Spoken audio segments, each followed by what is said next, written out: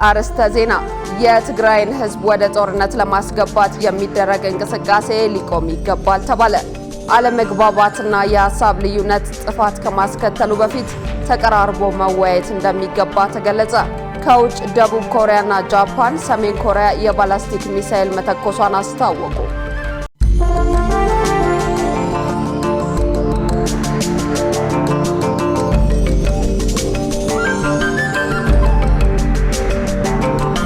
ጤና ይስጥልኝ ክቡራን ተመልካቾቻችን፣ ከኢሳት ነጻ የህዝብ ሚዲያ የሰዓቱን ዜና ይዘን ቀርበናል። ከዜናዎቹ ጋር ትዕግስት ተስፋዬ፣ በምልክት ቋንቋው ዳዊት ጎሳዬ አብሮን ይቆያል። አብራችሁን ሁኑ። ቀዳሚ ወዳደረግነው መረጃ አልፋለሁ። የትግራይን ህዝብ ወደ ጦርነት ለማስገባት የሚደረግ እንቅስቃሴ ሊቆም ይገባል ተባለ። የትግራይ ክልል ጊዜያዊ አስተዳደር የአፋር ክልል መንግስት ያወጣውን መግለጫ አለመቀበሉ ተገቢ አይደለም ሲሉ የትግራይ ክልል የፖለቲካ ፓርቲዎች ተናግረዋል። ገነት ዘዘው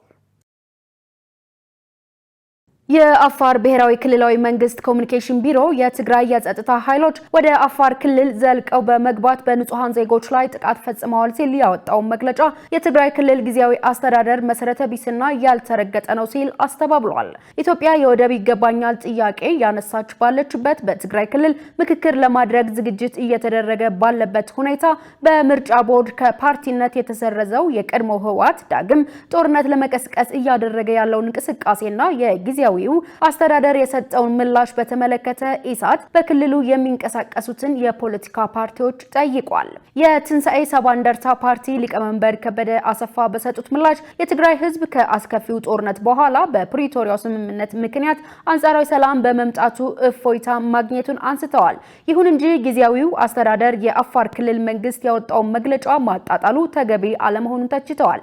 የሚነሱ አለመግባባቶችን በሰላማዊ መንገድ ለመፍታት ጥረት ማድረግ ይገባል ብለዋል። የትግራይን ህዝብ ወደ ተፈለገ እልቂት ሊያስገባ የሚችል የሻዕቢያ አጀንዳ ተሸክሞ ኢትዮጵያን ለመበጥበጥ እና የትግራይ ህዝብ መስዋዕት ቤዛ አድርጎ ኢትዮጵያን ለመበጥበጥ ያቆበከበ ያለን ኃይል መድፎች፣ ሞርታሮች ወደ አፋር ድንበር አስጠግቶ ድብደባ እየፈጸመ እንደነበረ ማንም የሚያውቀው ሀቅ ነው። ይህንን የጊዜያዊ አስተዳደሩ ይህንን መቃድ ሳይሆን ይህን ማስቆም ነው ያለብን። ኢትዮጵያ የህዳሴ ግድብ አጠናቀቃ የወደብ ጥያቄ በዓለም አቀፍ ደረጃ አጀንዳ ያደረገችበት ወቅት ቢቻል ተባባሪ መሆን ካልተቻለም ደግሞ አርፎ መቀመጥና ረባሽ ሚና አለመጫወት ይገባ ነበር። ትግራይም እዚህ የምክክር ሂደት ለማድረግ እንቅስቃሴ በተጀመረበት የተለያዩ ተግባራዊ እንቅስቃሴዎች ውስጥ በተገባበት ትግራይ ሰላማዊ ሆና ምርጫውን የምታካሄድበት የተመረጠ መንግስት ስልጣኑን የሚረከብበት ሁኔታ መፈጠር ነው ያለበት።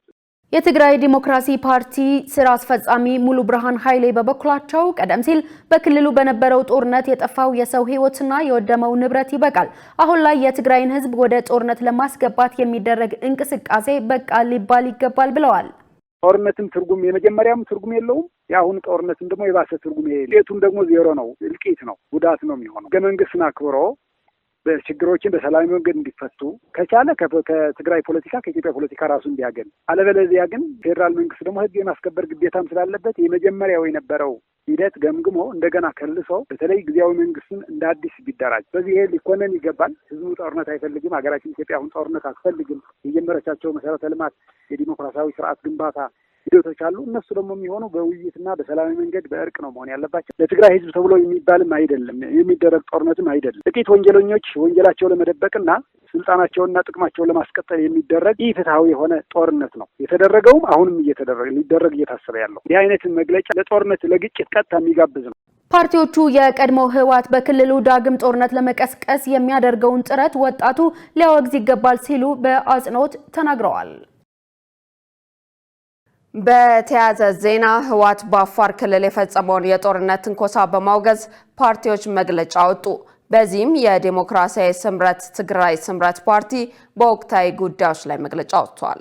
ፓርቲው በመግለጫው ካለፈው ስህተታቸው ያልተማሩ የጥፋት ቡድኖች አሁን ደግሞ መውጫ መንገድ ብለው የያዙት ህዝባችንን ከጨፈጨፈው በሺዎች የሚቆጠሩ ህፃናትን፣ ጎልማሶችና እናቶችን በአጠቃላይ በትግራይ ሴቶች ላይ አስከፊ ግፍ ከፈጸመው በትግራይ ታሪክ ህዝብ ይቅር ከማይለው ሻዕቢያ ጋር ጽምዶ የሚል ጥምረት በመመስረት ጦርነት አውጇል ብሏል። ፓርቲው በተጨማሪ ትግራይን እንደገለ ንብረቱ አድርጎ የሚያስበው ኋላ ቀር ቡድን ካለፈው ስህተት ሳይማር ጥቅምት 26 ቀን 2018 ዓ.ም የፕሪቶሪያውን ስምምነት በመጣስ ግልጽ ጦርነት በማስነሳት 6 የአፋር ቀበሌዎችን ተቆጣጥሯል ብለዋል። ይህ እርምጃ የፕሪቶሪያውን ውል፣ የፌዴራሉን ህገ መንግስት፣ ክልላዊ ወሰኖችንና እሴቶችን የሚጥስ ከአፋር ክልል ህዝብ ጋር ዳግም የተጀመሩትን ጠንካራ ግንኙነቶችን የሚያፈርስና ህዝብን ለሌላ አደጋ የሚያጋልጥ ነው ሲል ፓርቲው በመግለጫው አስታውቋል። ልዩነቶቻችንን ከትግራይ ህልውና በታች መሆናቸውን አምነን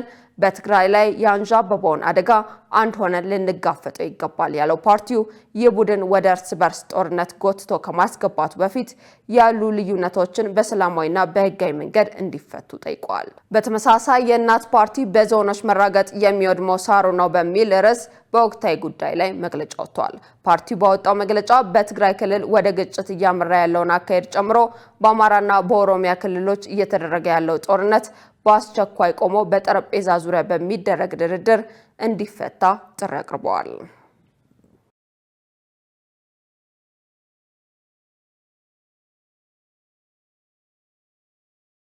አለመግባባትና የሐሳብ ልዩነት ጥፋት ከማስከተሉ በፊት ተቀራርቦ መወያየት ይገባል ተባለ።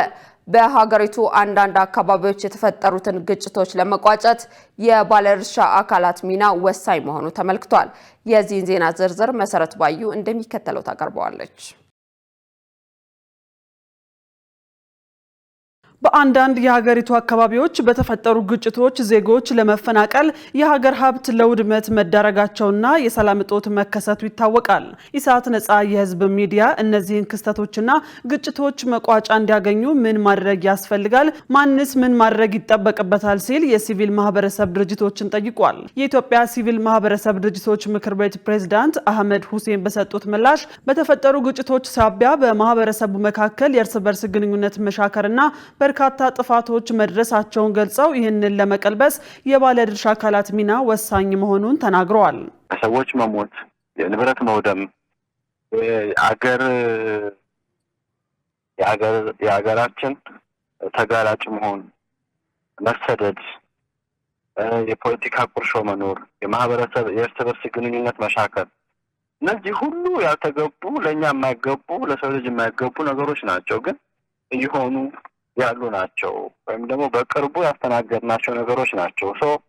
ከዚህ ወጥተን ወደ ሰላም መመለስ አለብን።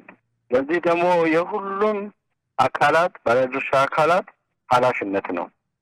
ከግለሰብ ጀምሮ እስከ ከተቋማት ጀምሮ እስከ ሴክተር መንግስት፣ ፕራይቬት ሴክተሩ፣ ሲቪል ማህበራቱ፣ የጸጥታ ዘርፉ የሌሎችንም ትብብር እጅጉን የሚጠይቅ ነው።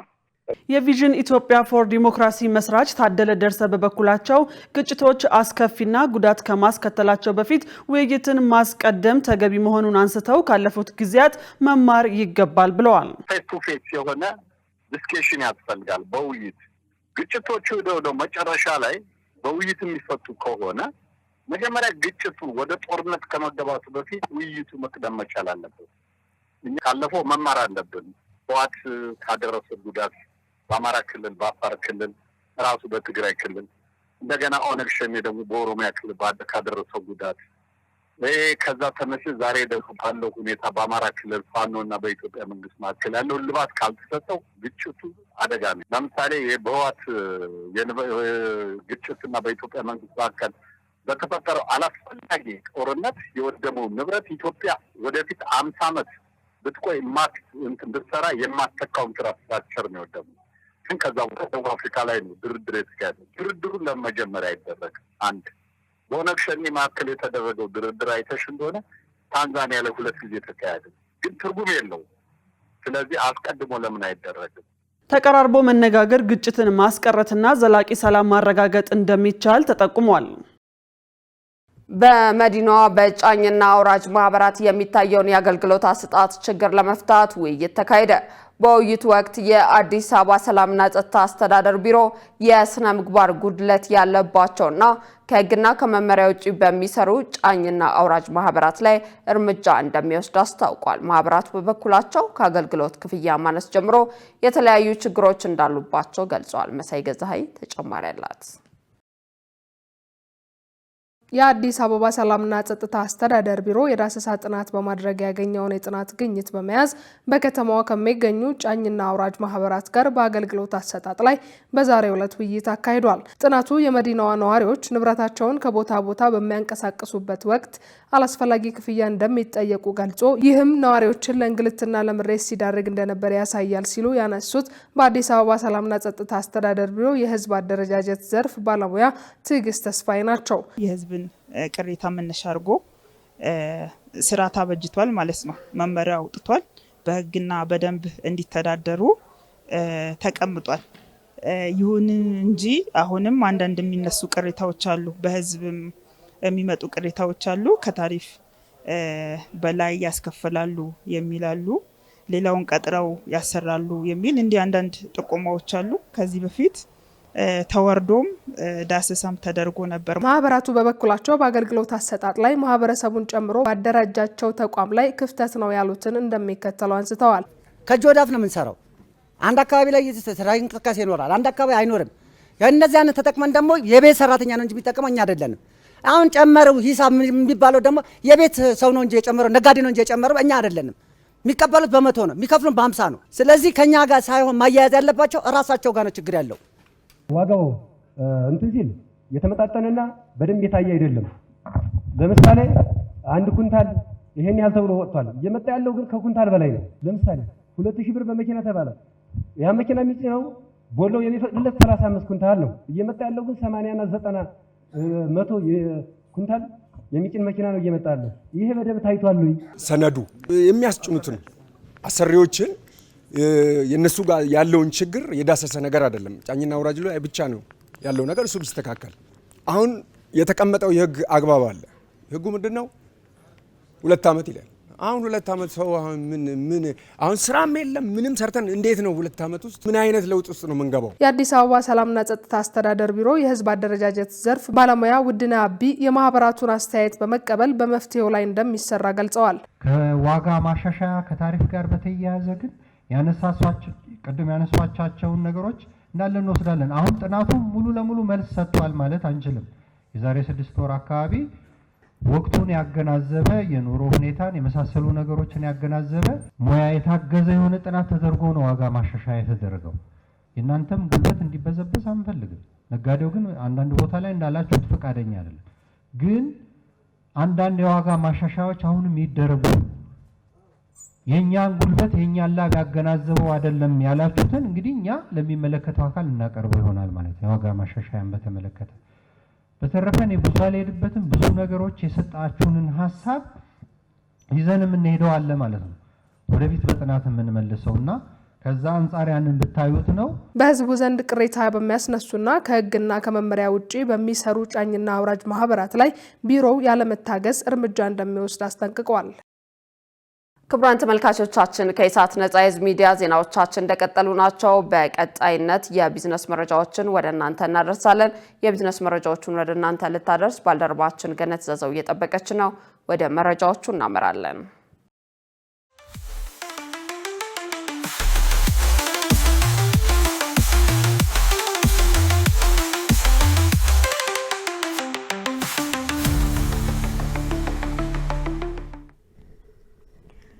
ሰላም ጤና ይስጥልን ተመልካቾቻችን፣ ከኢሳት ነጻ የህዝብ ሚዲያ ለዕለቱ ያዘጋጀናቸውን የቢዝነስና የኢኮኖሚ መረጃዎችን ወደ እናንተ እናቀርባለን። ከዘገባዎቹ ጋር ገነት ዘዘው ነኝ። አብራችሁን ቆዩ። ባለሀብቶች የመንግስትን ፖሊሲ በመከተል የኢኮኖሚ እድገት በሚያረጋግጡ ዘርፎች ላይ ማተኮር ይገባቸዋል ተባለ። የፖሊሲ ጥናት ኢንስቲትዩት የኢንዱስትሪ ከተማና መሰረተ ልማት እና ፖሊሲ ጥናት ምርምር ማዕከል አስተባባሪ ዶክተር አማረ ማተቡ አምራቹ ኢንዱስትሪ ለስራ ዕድል ፈጠራ ከፍተኛ አስተዋጽኦ ያለው መሆኑን ተናግረዋል። በሌላ በኩል ኢንዱስትሪው ለኢኖቬሽንና ቴክኖሎጂ ሽግግር ያለውን በጎ ሚና ጠቅሰው የወጪ ንግድን ለማሳደግ እንዲሁም ተኪ ምርቶችን በብዛትና በጥራት ለማምረት ያለውን ሚናም ጠቅሰዋል። አምራቹ ኢንዱስትሪ ኢንዱስትሪን በተመለከተ መንግስት ግልጽ የሆነ የፖሊሲ አቅጣጫ ማስቀመጡን ጠቁመው ይህን የሚያስፈጽሙ ስትራቴጂዎች መዘጋጀታቸውንም ገልጸዋል። በዚህ ዘርፍ ተሰማርተው ለሀገር ኢኮኖሚ እድገት ጉልህ ሚና እየተጫወቱ የሚገኙ ባለሀብቶች መኖራቸውንም አንስተው በኢትዮጵያ ታምርት ንቅናቄ የተጀመሩትን ስራዎችን ውጤታማነትም አንስተዋል። የፖሊሲ ጥናት ኢንስቲትዩት የኢንዱስትሪና የማዕድን ዲፓርትመንት ኃላፊ ዶክተር ነጻነት ጆቴ በበኩላቸው የኢንዱስትሪው ዘርፍ የኢኮኖሚ እድገት ቀጣይነት ጉልህ ሚና አለው ማለታቸውን ኢዜአ ዘግቧል። በቻይና የውጭ ኢንቨስትመንት የአፍሪካ እጣ ፈንታ እየተቀየረ ነው ተባለ። ቻይና ቀጥተኛ የውጭ ኢንቨስትመንትና ብድር በአፍሪካ ከ50 ቢሊዮን ዶላር በላይ መድረሱ የአህጉሪቱን የልማት አቅጣጫ በመሰረታዊነት እንደቀየረው የአፍሪካ ኤክስፖርት ኢምፖርት ባንክ አፍሪ ኤግዚም ባንክ አስታውቋል። ይህ የተባለው ቻይና አረንጓዴ የተቀናጀና ዘላቂ ልማትን በማበረታታት የአፍሪካን የኢንዱስትሪ ልማት ትደግፋለች በሚል ርዕስ በአዲስ አበባ በተካሄደው ስትራቴጂያዊ አውደ ጥናት ላይ ነው። በአውደ ጥናቱ የአፍሪ ኤግዚም ባንክ ኦፕሬሽን ዳይሬክተር ዶክተር ክዋቤና ኢዮሬባ ባደረጉት ንግግር የሁለቱ ወገኖች አጋርነት ከቀላል እርዳታ ወደ የረጅም ጊዜና ተግባራዊ ትብብር ማደጉን ጠቁመዋል። ባንኩ እንደ ኢትዮጵያ የሐዋሳ ኢንዱስትሪ ፓርክና በቅርቡ ስራ የጀመረው የዳንጎቴ ማጣሪያ ያሉ ቁልፍ ፕሮጀክቶች በቻይና ካፒታል እየተደገፈ የመጡ የኢንዱስትሪ ስነ ምህዳሮች መሆናቸውን ተናግረዋል። ፕሮግራሙ ትኩረት ያደረገው በቻይና ልምድና በአፍሪካ የልማት ቅድሚያዎች በሚጣጣሙ ለአካባቢ ጥበቃ ተስማሚ በሆኑ የልማት መንገዶች ላይ መሆኑ ተመልክቷል። ሳፋሪኮም ኢትዮጵያ ኪሳራው በ53 በመቶ እንደቀነሰለት አስታወቀ። ሳፋሪኮም ኢትዮጵያ ከሚያዝያ 2017 ዓ.ም እስከ መስከረም ወር 2018 ዓ.ም ማብቂያ ድረስ በነበረው የ6 ወራት አፈጻጸም ሪፖርቱ ኪሳራው በ52.83 በመቶ እንደቀነሰ አስታውቋል። ይህም በኩባንያው ስራ ላይ አዎንታዊ ለውጥ መጀመሩን የሚያሳይ መሆኑን የኩባንያው ዋና ስራ አስፈጻሚ ፒተር ኒዴግዋ ገልጸዋል። ኩባንያው ኪሳራው የቀነሰለት በውጭ ምንዛሪው ማሻሻያ እንዲሁም ትግራይንና ኦሮሚያን ጨምሮ በክልሎች ባለው የጸጥታ ሁኔታ መረጋጋት የተነሳ እንደሆነ መግለጹን ዘ ኢስት አፍሪካን ጋዜጣ በድረገጹ ላይ አስነብቧል። በዚህም ሳፋሪኮም ኢትዮጵያ በ2025-2026 ግማሽ በጀት ዓመት ኪሳራውን ባለፈው ዓመት ከነበረበት 218.6 ሚሊዮን ዶላር ወደ 103.1 ሚሊዮን ዶላር ዝቅ ማድረጉን አመልክቷል። ይህም የኩባንያው ኪሳራ በ52.83 በመቶ መቀነሱን ያሳያል የተባለ ሲሆን ኩባንያው በኢትዮጵያ ስራ ከጀመረበት ጊዜ አንስቶ የተመዘገበ ታላቅ መሻሻል መሆኑ ተጠቁሟል። ኩባንያው የሞባይል ገንዘብ አገልግሎት የሆነውን ኤም-ፔሳን ሳይጨምር ሁሉም ዋና ዋና ዘርፎች በ6 ወራት ውስጥ አዎንታዊ እድገት ማስመዝገባቸው ተመልክተዋል። የኩባንያው ዋና ስራ አስፈጻሚ ፒተር ኒዴግዋ በማክሮ ኢኮኖሚ መረጋጋትና አስተማማኝ በሆነ የስራ ሁኔታ የተነሳ ሳፋሪኮም ኢትዮጵያ አበረታች ውጤት ማሳየቱን ቀጥሏል ብለዋል። የተከበራችሁ ተመልካቾቻችን አሁን ደግሞ የዕለቱን የውጭ ምንዛሬ ዋጋና የብሔራዊ ባንክ የወርቅ ግብይት መረጃ ተከታትለን መለስ።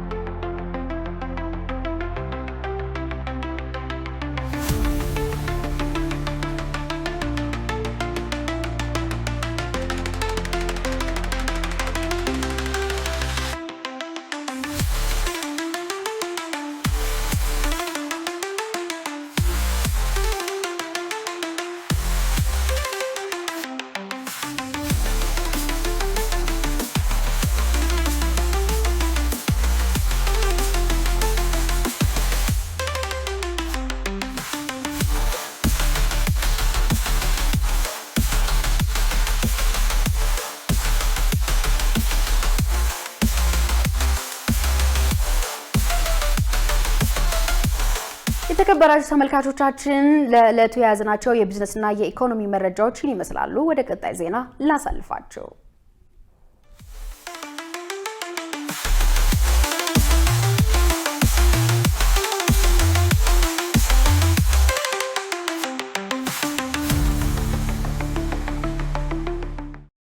ክቡራን ተመልካቾቻችን ከኢሳት ነጻ የህዝብ ሚዲያ ዜናዎቻችን ቀጥሏል። በቀጣይነት ወደ ውጭ ዘገባዎች አምራለሁ። ደቡብ ኮሪያና ጃፓን ሰሜን ኮሪያ የባላስቲክ ሚሳኤል መተኮሷን አስታወቁ። የተተኮሰው ሚሳኤል 700 ኪሎ ሜትር የሚጓዝና ሀገር አቋራጭ እንደሆነ ተገልጿል። ሸሪፍ ኢማም ተጨማሪ አለው። ሰሜን ኮሪያ አርብ ዕለት የባላስቲክ ሚሳኤል ወደ ምስራቅ የባህር ዳርቻ ማስወንጨፏን ደቡብ ኮሪያና ጃፓን አስታወቁ። ድርጊቱ የተፈጸመው ሰሜን ኮሪያ ባለፉት 2 ሳምንታት ሚሳኤል ማስወንጨፏና የአሜሪካው ፕሬዝዳንት ዶናልድ ትራምፕ ለፒዮንግያንግ እንነጋገር የሚል ግብዣ ማቅረባቸውን ተከትሎ ነው። የደቡብ ኮሪያ ጦር እንዳለው ምክንያቱ ያልታወቀ ሚሳኤል ከሰሜን ኮሪያ ሰሜን ምዕራብ በኩል ከቻይና ድንበር አቅራቢያ ወደ ባህሩ ምስራቃዊ ዳርቻ ተተኩሷል ብሏል። የጃፓን መንግስት በበኩሉ እንዳለው ሰሜን ኮሪያ የተኮሰችው ባለስቲክ ሚሳኤል ከጃፓን ኢኮኖሚክ ዞን ውጭ ወድቋል ብሏል።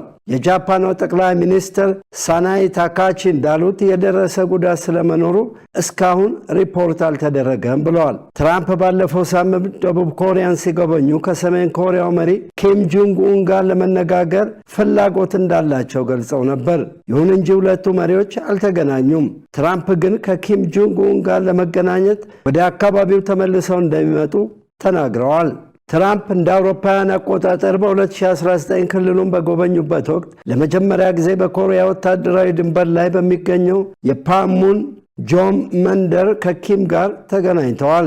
ኪም ስለ ቅርብ ጊዜው አስተያየት ባይሰጡም ከአሜሪካው ፕሬዝዳንት ጋር በመገናኘታቸው አስደሳች ትዝታዎች እንዳላቸው ገልጸዋል። ዋሽንግተን አገራቸው የኒውክሌር የጦር መሳሪያዋን እንድታቆም መጠየቋን ካቆመች ለመነጋገር ፈቃደኛ እንደሆኑም ተናግረዋል። ሐሙስ ዕለት የሰሜን ኮሪያ ውጭ ጉዳይ ሚኒስትር እንዳለው የትራምፕ አስተዳደር ተገቢ ያልሆነ ድርጊት እየፈጸመ ነው ሲል ወቅሷል። የሰሜን ኮሪያን ባለሥልጣናትና ተቋማት በሕገወጥ የገንዘብ ዝውውር እየከሰሰ ነውም ብለዋል። ሰሜን ኮሪያ ባለፈው ወር ትራምፕና የቻይና ፕሬዝዳንት ሺ ጂንፒንግ ደቡብ ኮሪያን ከመጎብኘታቸው ቀደም ብሎ ሃይፐርሶኒክ ሚሳይልን ጨምሮ በርካታ የአጭር ርቀትና ከባህር ወደ ምድር የሚወነጨፉ ሚሳይሎችን ተኩሳለች። የደቡብ ኮሪያው የጦር ኃይሎች ኤታማዦር ሹም እንዳሉት የተተኮሰው 700 ኪሎ ሜትር የሚጓዝ አገር አቋራጭ ሚሳይል ነው። የደቡብ ኮሪያና የአሜሪካ የስለላ አባላት ቀደም ብለው ዝግጅት ማድረጋቸው የተገለጸ ሲሆን ጉዳዩን በተመለከተም ዝርዝር ጥናት እያደረጉ ነው። የደቡብ ኮሪያ ጦር በሰሜን ኮሪያ በኩል ተጨማሪ የሚሳኤል ሙከራ ይደረጋል በሚል ዝግጅቱን ይበልጥ አጠናክሮ እየተጠባበቀ እንደሆነና ከአሜሪካና ከጃፓን ጋር መረጃ እየተለዋወጠ እንደሆነም አስታውቋል። ኪም ከሩሲያ፣ ከቻይና፣ ከቪየትናም የተውጣጡ ከፍተኛ ባለስልጣናት በተገኙበት ባለፈው ወር በፒዮንግያንግ በተካሄደ ወታደራዊ ትርኢት ላይ በመጪዎቹ ጊዜያት ለመሞከር እየተዘጋጁ ያሉትን አህጉር አቀፍ ባለስቲክ ሚሳይል ጨምሮ አንዳንድ ከፍተኛ የጦር መሳሪያዎችን ለእይታ አቅርበዋል። ዜናውን ስናዘጋጅ ዲዲ ኒውስ እና አሶሺየትድ ፕሬስን በመረጃ ምንጭነት ተጠቅመናል።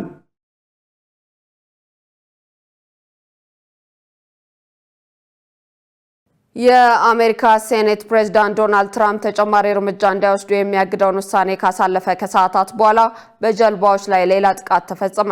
ዋይት ሃውስ በበኩሏ ኢላማ የተደረጉት ጀልባዎች ከቬንዙዌላ ወደ ዩናይትድ ስቴትስ አደንዛዥ እጽ ሲያዘዋውሩ እንደነበር ቢናገሩም የኮንግረሱ ሕግ አውጪዎች ግን በጥቃቱ ሕጋዊነት ላይ ያላቸውን ስጋት ገልጸዋል። ዮሐንስ ተስፋ ላለፉት ጥቂት ሳምንታት እነዚህ ግራ አጋቢ የጀልባ ምስሎች በሚዲያዎች ዘንድ የተለመዱ ሆነዋል። በቬንዙዌላ የባህር ዳርቻ ያለ ጀልባ የፍንዳታ ብልጭታ እናም የአሜሪካ መንግስት ማስረጃ ሳያቀርብ በአደንዛዥ እጽ አዘዋዋሪዎች ላይ ባካሄደው ጦርነት ሌላ ድል ማግኘቱን መናገሩ፣ አሁን ግን የአሜሪካ ሴኔት ዲሞክራቶችና ሪፐብሊካን የጥቃቱ ህጋዊነት ላይ ጥያቄ እያነሱ ይገኛሉ።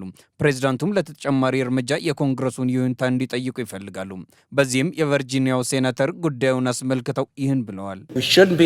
ያለ ኮንግረስ ፍቃድ በጦርነት ውስጥ መግባት የለብንም። ዛሬ ባለው የህዝብ ድምፅ መሰረት ፕሬዚደንት ትራምፕ እንኳን በቬንዙዌላ ላይ ለሚደረግ ጦርነት ለስልጣናቸውም ህጋዊ መሰረት አለኝ ብሎ ሊያስቡ ይችላሉ። የአሜሪካ ህዝብ የተመረጡ ተወካዮቹ በኮንግረስ ዝም ብለው በመቆም ያለምንም ተግባር እንዲቆዩ አይፈልግም። ምንም ነገር የለም። ፕሬዚዳንቱ የሚፈልጉትን ሁሉ ማድረግ ይችላሉ እየተባለ ልጆቻቸው ግን ሩቅ አገሮች ውስጥ ጦርነት እንዲዋጉ መላክ ሰልችቷቸዋል። ሆኖም አንዳንድ ሰዎች ፕሬዚዳንቱ ማድረግ ያለባቸውን እያደረጉ ነው ብለው ያምናሉ። ፕሬዚዳንት ዶናልድ ትራምፕ በበኩላቸው በካሪቢያን ባህር አካባቢ ያለውን የዋሽንግተን ወታደራዊ ኃይል እንዲጨምር ሲያዙ አንድ የጦር መርከቦች ቡድን በርካታ መርከቦችንና ከፍተኛ ቁጥር ያላቸውን አውሮፕላኖችን እንደያዘ ከመካከለኛው ምስራቅ አዘዋውረዋል። ይህም ትራምፕ በቬንዙዌላ ውስጥ የመሬት ላይ ጥቃት ለመፈጸም እያሰቡ ነው የሚል ስጋትን ፈጥሯል። ሌላ የዓለም መሪ ይህን የመሰለ ከፍተኛ ወታደራዊ ኃይል ወደ ሌላ ሀገር ደጃፍ ቢያንቀሳቅስ ምን እየተከናወነ እንዳለ መገመት ቀላል ነው እና ዋናው ነጥብ ነው። አሜሪካ ሌላ ጦርነት አይፈልጉም። ፕሬዚደንት ትራምፕ የአደንዛዥ ዕፅ አዘዋዋሪዎች በአሜሪካ ላይ ጦርነት እየከፈቱ ነው፣ ይህም የጠላት ተዋጊዎች ያሰኛቸዋል ቢሉም ባለሙያዎች ግን ይህ እጅግ ደካማ ምክንያት ነው በማለት የፕሬዚዳንቱን ሀሳብ አጣጥለውታል። የጠላት ተዋጊ የሚለው ምድብ በአሜሪካ መንግስት ለሽብርተኝነት ጦርነት የተፈጠረ ነው እና በእውነቱ ያለ ነገር አይደለም። በዓለም አቀፍ ሕግ ውስጥ ታሪክ የለውም ማለት ይቻላል። በጦርነት ውስጥ በሲቪልና በተዋጊ መካከል ያለውን ልዩነት ለማደብዘዝ ያለመ ነው። በጦርነት ውስጥ ተዋጊዎችን መግደል ተፈቅዶልሃል። የጦርነት ዋና ሐሳብ ይህ ነው። ሲቪሎችን መግደል ግን አይፈቀድም። ቢያንስ ሆን ብሎ ማድረግ አይቻልም። ነገር ግን የትራምፕ አስተዳደር ጥቃቱንና በካሪቢያን ውስጥ ያለውን ኃይል መጨመሩን ለመቀጠል የኮንግረሱን ፍቃድ መጠየቅ እንደማያስፈልገው በድርጊት እየገለጸ ይገኛል። መረጃውን ስናጠናቀር አልጀዚራን ዋቢያችን አድርገናል።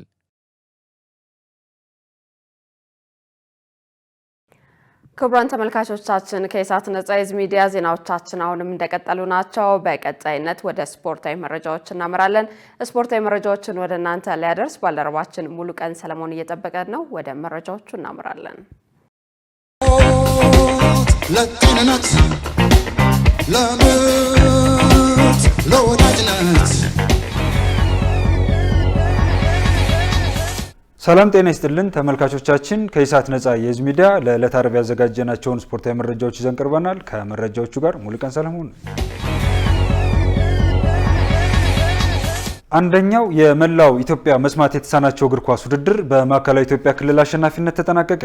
ከጥቅምት 22 እስከ 26 2018 ዓ.ም በአዳማ ከተማ ሲካሄድ የቆየው አንደኛው መላው ኢትዮጵያ መስማት የተሳናቸው እግር ኳስ ውድድር ማዕከላዊ ኢትዮጵያን ሻምፒዮን በማድረግ ተጠናቋል። 5 ክልሎችና 2 ከተማ አስተዳደሮች በተሳተፉበት ውድድር የማዕከላዊ ኢትዮጵያ ክልል አዲስ አበባ ከተማ አስተዳደርን 2-0 በማሸነፍ የውድድሩ ሻምፒዮን ሆኗል። በደረጃ ጨዋታ ደግሞ የሶማሌ ክልል የጋምቤላን ክልል 3-2 በማሸነፍ የሶስተኛነት ደረጃን ይዟል። በዚህም ማዕከላዊ ኢትዮጵያ የዋንጫና የወርቅ ሜዳሊያ፣ አዲስ አበባ የብር ሜዳሊያ፣ ሶማሌ የናስ ሜዳሊያ ሲሸለሙ የድሬዳዋ ከተማ አስተዳደር የስፖርታዊ ጨዋነት ዋንጫ ተሸላሚ ሆኗል። ከውድድሩ ፍጻሜ ቀን አስቀድሞ የኢትዮጵያ መስማት የተሳናቸው እግር ኳስ ማህበር ምስረታ የ2 ከተማ አስተዳደርና የ9 ክልሎች ተወካዮች በተገኙበት መከናወኑን ከኢትዮጵያ እግር ኳስ ፌዴሬሽን ያገኘነው መረጃ ያሳያል። ውድድሩን አስመልክተው ያነጋገርናቸው የአዲስ አበባ መስማት የተሳናቸው ስፖርቶች ፌዴሬሽን ጽህፈት ቤት ኃላፊ ኢሌኒ ጌትዬ እንደተናገሩት በመሰል ውድድሮች ኢትዮጵያ በዓለም አቀፍ ውድድሮች ተሳትፋ እንደማታውቅ ጠቅሰው በሚያዝያ ወር 2018 ዓ.ም በካሜሮን ለሚካሄዱ አህጉራዊ ውድድር ኢትዮጵያን ለመጀመሪያ ጊዜ የሚወክሉ ተጫዋቾች ምርጫ ተደርጓል። በቀጣይ መሰል ውድድሮች ተጠናክረው ይቀጥላሉ። ውድድሩን በተመለከተ የኢትዮጵያ እግር ኳስ ፌዴሬሽን ነው ይህን ውድድር ያደረገው። ያው ዓለም አቀፍ የመስማት የተሳናቸው ማህበር ለማቋቋምና በቅርቡ ካሜሮን በሚደረገው የመስማት የተሳናቸው ውድድር ላይ እንዲሳተፉ ለማድረግ ነው ዓላማው። ያው በእለቱም የመስማት የተሳናቸው የማህበር ተቋቁሟል ማለት ነው። እንዲሁም ለካሜሮን ውድድር ምርጫ አካሂደዋል። ባለሀብቶችን ጨምሮ ሌሎች የሚመለከታቸው ግለሰቦችና ተቋማት ስፖርተኞቹ ለሚያደርጓቸው ጥረት በሚችሉት መጠን ድጋፍ እንዲያደርጉም ጥሪ አቅርበዋል። ዓለም አቀፍ ውድድሮች አፍሪካ አቀፍ በጣም በርካታ ናቸው። በአመት 2 ጊዜ በላይ ይካሄዳሉ ሳይቆራረጡና እዛ ላይ ግን የመሳተፍ እድል ስለሌላቸው እንደውም በተለይ የሚችለው በጀት አቅም ያለው ግብረሰናይ አቅም ያላቸው ይሄንን ሰፖርት ቢያደርጓቸው በየተለያየ ጊዜ አሁን ፌዴሬሽኑም ይሄንን እንዲያግዟቸው እንሄዳለን። ግን ማንም ፈቃደኛ አይደለም፣ በጎ ምላሽ አይሰጡንም። ሌላው ደግሞ ክለቦች አሉ፣ ታዳጊዎች ስላሉ ከቻሉም ደግሞ እነሱን በክለብ ደረጃ በታዳጊ ደረጃ ይዘው እንደ ሌሎች እንደ ጉዳት አልባው ስፖርተኞች ቢያግዟቸው። በሳምንቱ መጨረሻ ቀናት በተለያዩ ሊጎች የእግር ኳስ ጨዋታዎች ይደረጋሉ። ከነዚህ መካከል ከሀገር ውስጥ የሲቢ ኢትዮጵያ ፕሪሚየር ሊግ 5ኛ ሳምንት መርሃ ግብር ጨዋታዎች ስንጀምር በአዲስ አበባ ስቴዲየም ነገ ባህር ዳር ከተማ ከቅዱስ ጊዮርጊስ ከቀኑ 7 ሰዓት፣ ኢትዮጵያ መድን ከአርባ ምንጭ ከተማ ከቀኑ 10 ሰዓት ሲጫወቱ፣ እሁድ አዳማ ከተማ ከኢትዮጵያ ቡና ከቀኑ 7 ሰዓት፣ ሸገር ከተማ ከሀዲያ ሆሳዕና ከቀኑ 10 ሰዓት ጀምሮ ይጫወታሉ። በሐዋሳ ዩኒቨርሲቲ ስቴዲየም ደግሞ ነገ ምድረገነት ሽረ ከሲዳማ ቡና ከቀኑ 7 ሰዓት፣ ድሬዳዋ ከተማ ከወልዋሎ ዓዲግራት ከቀኑ 12 ሰዓት ሲጫወቱ፣ እሁድ ሐዋሳ ከተማ ከኢትዮጵያ ንግድ ባንክ ከቀኑ 9 ሰዓት፣ መቻል ከፋሲል ከነማ ከቀኑ 12 ሰዓት ጀምሮ ይጫወታሉ። የ11ኛ ሳምንት የእንግሊዝ ፕሪሚየር ሊግ መርሃ ግብር ደግሞ ነገ ከቀኑ 9 ሰዓት ከ30 ላይ ቶተናም ከማንቸስተር ዩናይትድ በሚያደርጉት ጨዋታ ይጀምራል። ኤቨርተን ከፉላም፣ ዌስትሃም ከበርንሌይ ከቀኑ 12 ሰዓት፣ ሰንደርላንድ ከአርሰናል ከምሽቱ 2 ሰዓት ከ30፣ ቼልሲ ከወልቭዝ ከምሽቱ 5 ሰዓት ላይ የሚያደርጉት ጨዋታ ደግሞ ሌሎች የነገ መርሃ ግብር ናቸው። እሁድ ክሪስታል ፓላስ ከብራይተን፣ አስቶን ቪላ ከበርንማውዝ፣ ብሬንትፎርድ ከኒውካስል፣ ኖቲንጋም ፎረስት ከሊድስ ዩናይትድ በተመሳሳይ ጊዜ ከቀኑ 11 ሰዓት ላይ ሲጫወቱ የሳምንቱ የሊጉ መርሃ ግብር ምሽት 1 ሰዓት ከ30 ላይ ማንቸስተር ሲቲ ከሊቨርፑል በሚያደርጉት ጨዋታ ይጠናቀቃል። ተመልካቾቻችን ከኢሳት ነጻ የህዝብ ሚዲያ ለዕለተ ዓርብ ያዘጋጀናቸው ስፖርታዊ መረጃዎቻችን የተከታተሏቸውን ይመስሉ ነበር። ከመረጃዎቹ ጋር ሙሉቀን ሰለሞን አብራችሁ ቆየው። መልካም ሰንበት ይሁንላችሁ። ለጤንነት ለምርት ለወዳጅነት ክቡራን ተመልካቾቻችን ከኢሳት ነጻ የህዝብ ሚዲያ ለሰዓቱ ያዝናቸው ዘገባዎች በዚሁ ተጠናቀዋል። ዜናዎቹን እየመራው ትዕግስት ተስፋዬ፣ በምልክት ቋንቋ ዳዊት ጎሳይ አብረናችሁ ቆየን። መልካም ጊዜ።